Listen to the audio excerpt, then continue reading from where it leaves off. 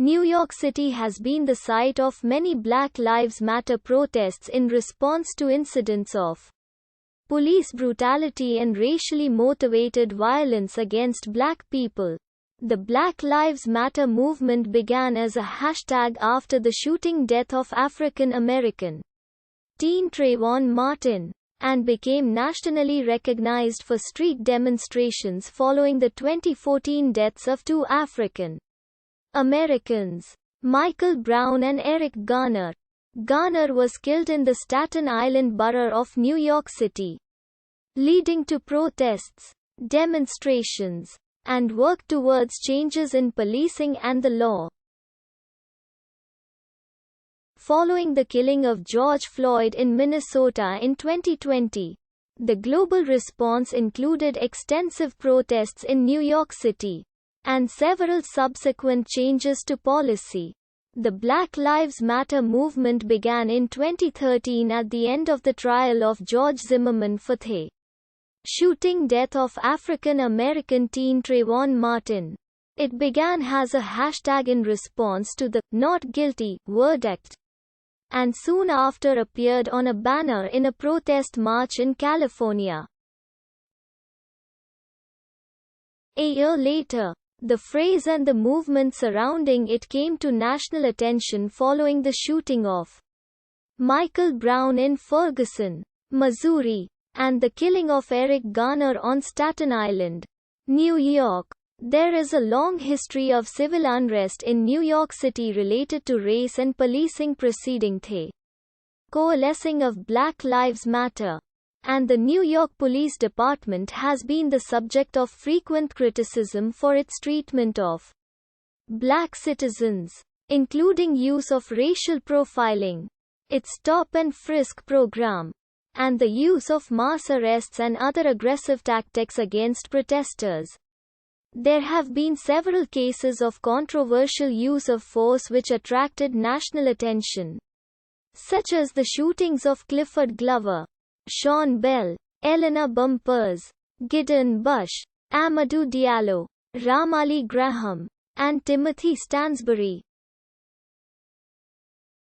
On July 17, 2014, New York City Police Department officers approached Eric Garner on suspicion of selling single cigarettes without tax stamps.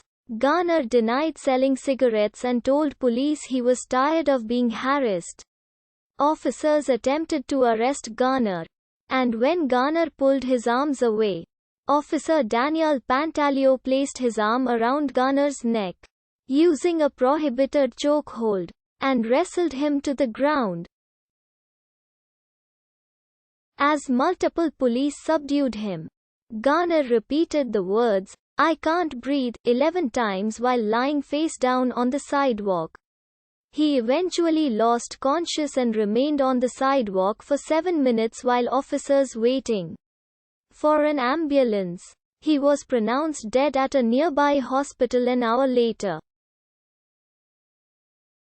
The medical examiner ruled Garner's death a homicide resulting from off-neck compression of chest and prone positioning during physical restraint by police. Video footage of the event circulated widely on social media and in news media. The first public event protesting Garner's death was organized by Al Sharpton in Harlem. Joined by Garner's wife and mother, Sharpton condemned the actions of the officers involved and called for an investigation. At the Harlem event and at a protest in Staten Island the same day, he highlighted the use of a chokehold, which is not allowed by the NYPD, as well as the lack of response to a person repeatedly telling police that, "I can't breathe." Sharpton also addressed attendees at Garner's funeral on July 23, calling for consequences for the officers involved.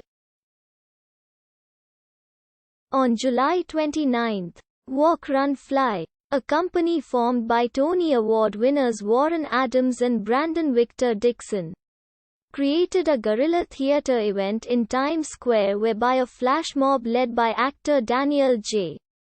Watts gathered outside NYPD headquarters to give a protest performance. Sharpton led another march on August 23 on Staten Island, joined by an estimated 2,500 protesters. On December 4, 2014, a grand jury decided not to indict Pantaleo, leading to public backlash, protests, and rallies in New York and nationally. The decision came less than 2 weeks after another grand jury in Missouri decided not to indict the officer who shot Michael Brown. Thousands protested the Pantaleo decision in New York City, chanting Garner's last words, "I can't breathe," which became a common rallying cry at Black Lives Matter events throughout the Eric Garner protests and other Black Lives Matter events over the years. Mayor Bill de Blasio gave a press conference explaining the importance of the phrase, "Black Lives Matter," and describing how he had to talk to his son about possible dangers when engaging with police. A large protest gathered in Manhattan's Foley Square and crossed the Brooklyn Bridge while another started in Harlem. Groups blocked traffic on major thoroughfares like the West Side Highway. Overnight protests which began on the 4th led to more than 223 arrests, largely for disorderly conduct or refusal to clear the streets.